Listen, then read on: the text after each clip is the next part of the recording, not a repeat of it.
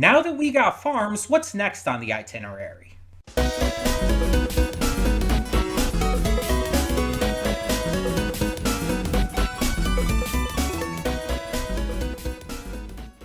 Hey everyone, welcome to Princess of Gay. I'm your host Connie, and today we are here with my blind reaction to Dr. Stone, New World Episode 2. So, last episode gave a lot more development and depth to Ryusui, and we got to see how he is greedy, but he does want to use that greed for good. He does want to help people. He genuinely believes that nobody should go hungry. He is a very good-natured guy. And I really like that about him.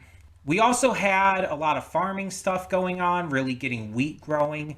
We found some goats, so we're going to be upgrading our food storage in terms of that. We got to get things set up because the trip on the boat is going to require a lot of food, a lot of preserved food. And bread is great for that. So that's what they're trying to make. It's not perfect right off the bat. It's kind of burnt as hell. But we're getting going. We see that Yuzuriha? I think that's her name. I don't know. My mind is blanking right now. Sorry about that. If you're wondering about the lighting, by the way, I know it's like really weird and dark here. That is because I'm recording this the night before, and it's just for sake of ease to make things go faster. The reaction and the afterthoughts will be in normal daytime lighting. But yeah, I think that's her name. She went like kind of crazy with the sewing and everything. Still, continuing to go with that. Taiju was being a plowing master, tilling the soil really well, and we even saw Magma and Yo, I think, helping out with that because they're trying to compete. Thanks to Gen. Gen was fueling or fanning those flames a bit. A lot of good stuff being set up here. I'm just curious how long it's going to take to actually get sailing. Because we're still working on the boat, obviously. I don't think we're going to get sailing until the end of the first part of this season. I think we're going to end part one of New World by starting to set sail. And then part two is going to be heading into the actual New World itself. That's my prediction. But we'll see how it goes. So otherwise, I say we just get into this and hope for the best. So let us get this started. Hold up just a sec. Before you click that link down in the description below to get to today's video, I want to remind you of all the awesome content we have both on this channel and the Princess of Gaming channel. Let's check it out.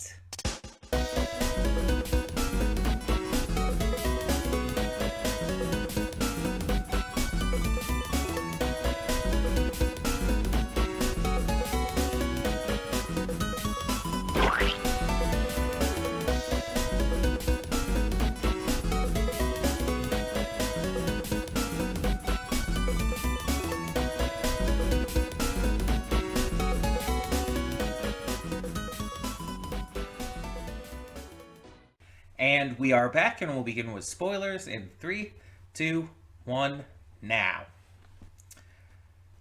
This is kind of amazing timing. In just a couple weeks, I'm going to be at YomaCon, my hometown con in Detroit, and I'm hosting a panel, Queer Representation in Media. I've hosted this panel multiple times before, and I'm going to be hosting it again. And now I have another character to add to it. Because we have Francois, who we had heard about before. Like, we heard about Francois right when Ryusui, was revived. But now we get to meet them, and they are canonically non-binary. And you could argue it's like, oh, they technically didn't say that. Ryusui just said that he didn't really remember Francois's gender and doesn't really feel like it matters, that he doesn't care what gender they are. Hold on a minute. So I think there was a little bit of lag going on right there. Sorry about that. But he doesn't really care about that, and it doesn't really matter as long as they can do their job well. But the character is referred to like solely with they them pronouns by everyone, and it makes a point of like pointing out that their gender doesn't matter, and it's like from all the evidence we have, and I did look up to see if there was any definitive answer, and it's purposefully like kept this way. We basically cannot see them as anything other than non-binary. There's like no evidence to say otherwise in any way, shape, or form.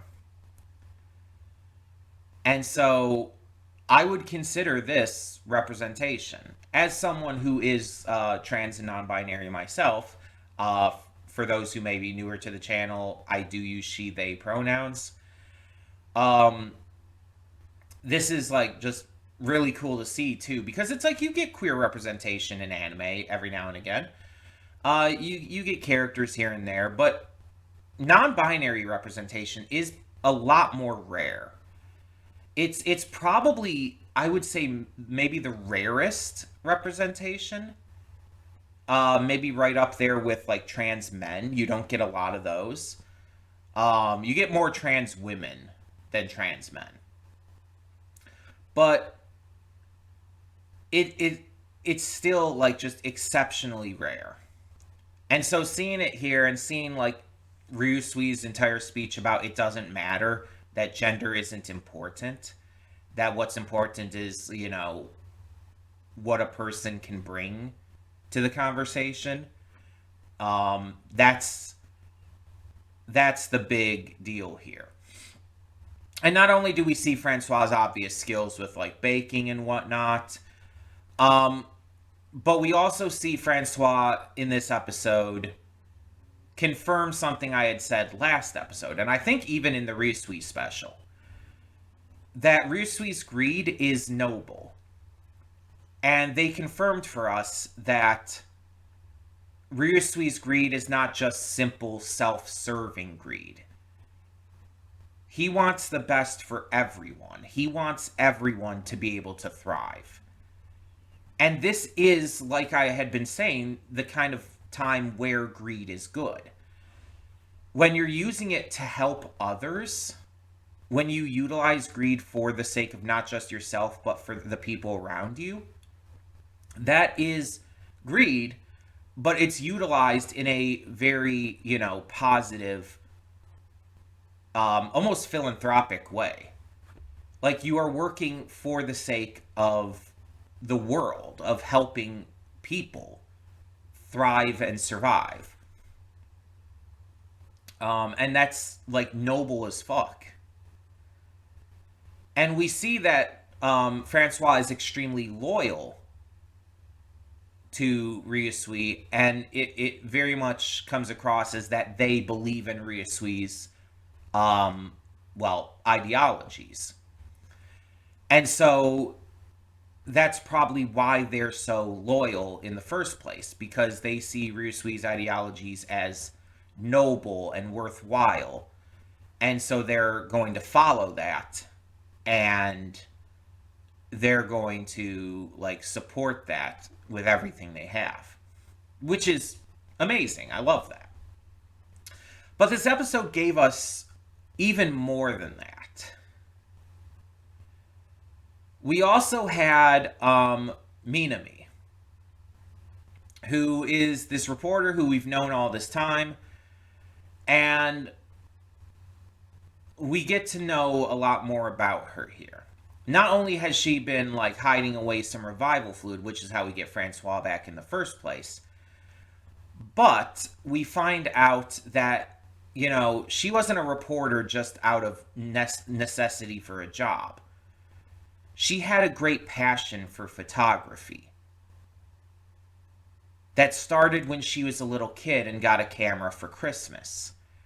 As she grew up, she became so invested in photography, taking pictures of her friends and of her surroundings, that she fell in love with it to an extreme degree. And it got to the point where she just became like super invested in the idea of it. And she could have gone into multiple different careers that involved that. Like a photographer itself can be a career. She could have been a videographer, etc., etc. But she went into reporting.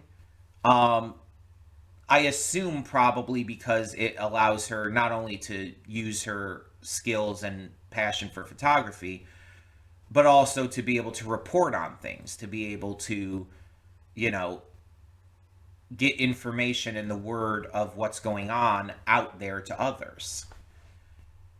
And seeing the way her backstory is delivered here through these flashback shots, and then fading it back into her, like, holding the camera and just crying her eyes out because, like, when she was petrified back then, she lost her camera, and you know she didn't have it anymore. It was something that was super beloved to her. So having a camera again, even if it's a single use camera, even if it's like, something they have to like reevaluate or re handle each time or whatever, it's like, yeah, it meant a lot to her. This was something that was so personally, like, important to her. So her tears, her emotions here were like getting me super emotional, honestly. Because it's like seeing a person that happy to where they're like bawling their eyes out because of like of something like this is just like beautiful to me. Making people this happy is a genuine, like, it's just absolutely amazing. In a manner of speaking, it's kind of the core, like, of humanity in a way. It's what we should, as a species, be striving for, to bring each other happiness.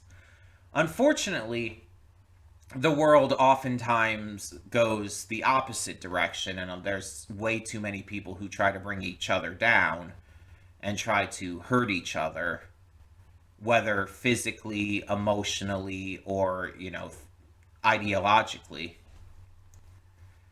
It's just, this is like the peak of what humanity should be, in my eyes. And it's part of the reason I love this series so much. Not just for the awesome science that's obviously so important to life and progression, but the reasons for it. Senku isn't doing this just out of a love for science. He's doing all of this because he wants to help resurrect everyone. He wants to bring back the old world. And he wants to make everyone be able to thrive again. That is his goal. And that's a noble goal. And Ryusui can see this stuff. Ryusui, like we see that not only does Francois see this, but Ryusui sees it too. Senku is the future. Not because of just his scientific knowledge, but because of him, who he is as a person. He may act cold and weird and like super hyper focused on the science stuff, but he is so aggressively kind. He is so aggressively, good. And that's something that we cannot like take for granted. These are the kinds of people we need. And these are the kinds of people we need to strive to be. And so it's just, this episode really just felt like it was encapsulating what not only this series is all about, but what humanity should be all about.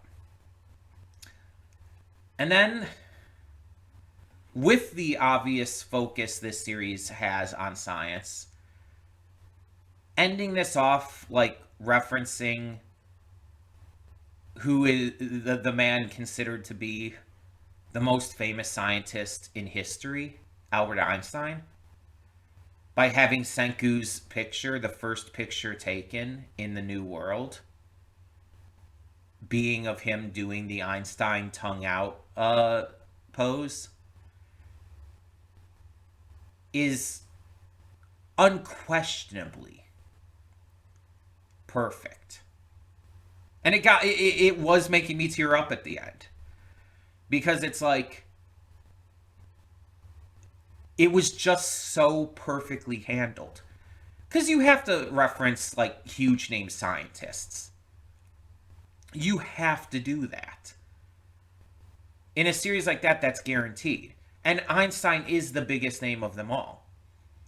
And so, how else do you, like, make a big impression of referencing Einstein other than with the most famous iconography of Einstein that exists? And to have Senku, who is basically this new world's Einstein. He even has E equals MC squared on his coat, on his jacket. To have him make that reference is so fittingly perfect.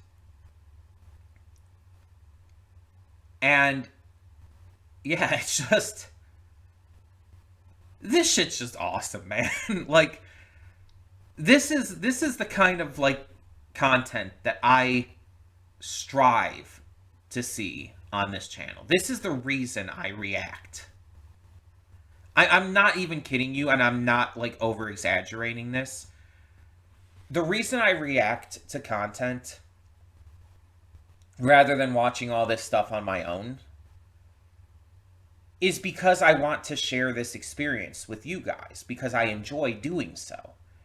And I love to hear what you guys have to say regarding not only my reactions, but the content itself. And to see how our views differ. Or, you know, are similar. And so, when I have content to react to that not just gets me this hyped, but is this good, this is the pinnacle of what it means to be a reactor to me. To not just, you know, be able to have like these specific reactions, these specific emotions on display, not to be able to say the best thing, but to be able to very visibly and openly enjoy what I'm watching and reacting to a point where it just leaks out of the screen. And you guys have made very clear in the past that my reactions to certain things, whether it be shows or movies or whatever else, that have gotten like really like emotional, have been some of your favorites. You guys have made clear that you have loved when I get emotional, and that can be any kind of emotion. It can be like me getting upset. It can be me getting angry. It can be me getting like really happy or sad. Any emotion. When these shows, when these movies, when this content elicits this kind of response from me,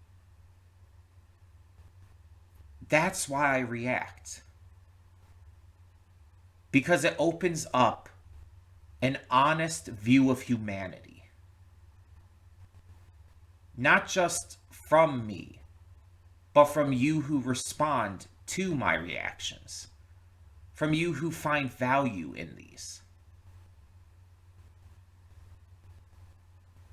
This is probably, like, very, very probably my favorite episode of this series so far. Like, it had those three core parts. The Francois part, the Minami part, and the Einstein part. And all of them obviously connected greatly, but every single one of them, like, is so important to me. and got me like emotional and had so much meaning. And that's what I want to see in anything I react to. Something that like elicits that kind of emotion. Something that gets me that invested.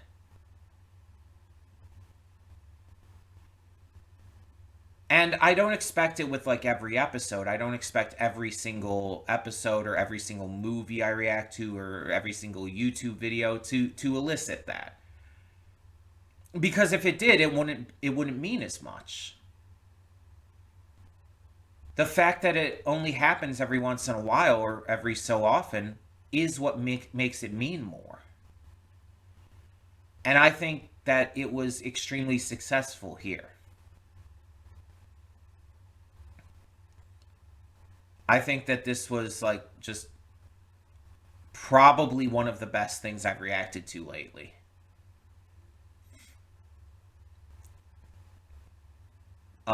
I know it's really hard to compare like an episode of a show to like a movie or something because obviously they're very different types of visual media, and you kind of have to view them differently because a film usually is like, unless it's like a multi-part film or something, it's usually like a single experience.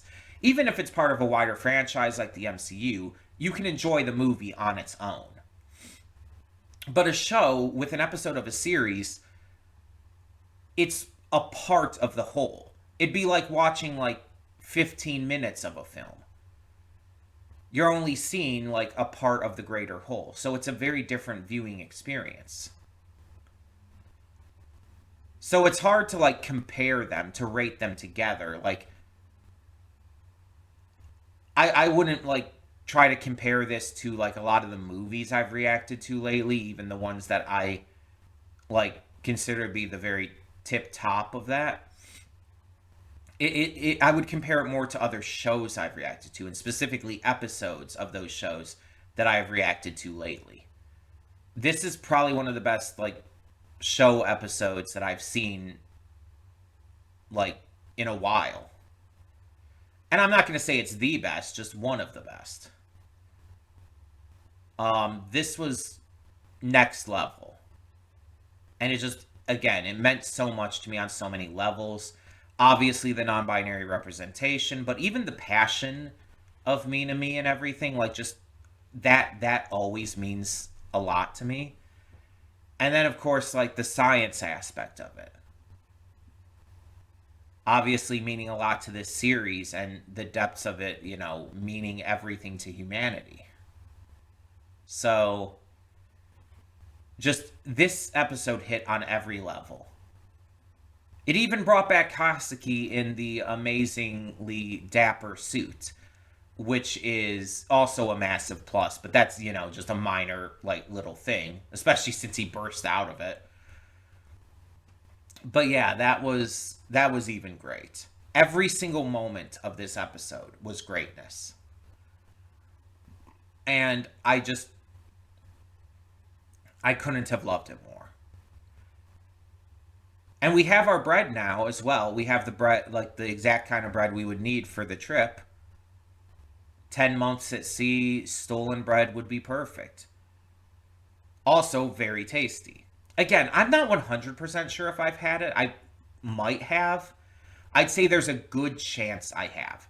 I'd say, if I were to give a number to it, I'd say like a 60 to 65% chance that I have had stolen bread.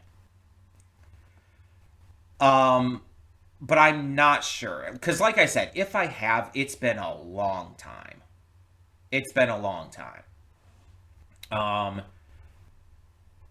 it's just not something that, like, my family has during Christmas or whatnot. It's not something that, like, I've had at, like, Christmas parties or anything. So it's, again, it would have been a while. But I'm sure I probably have had it. And I just can't remember exactly in my head. So, Um, but I mean, I would obviously love it. Like everything about it, like I would absolutely love. Because I love bread in general. Like I will snack on dry bread with no butter or anything. Just because I love bread.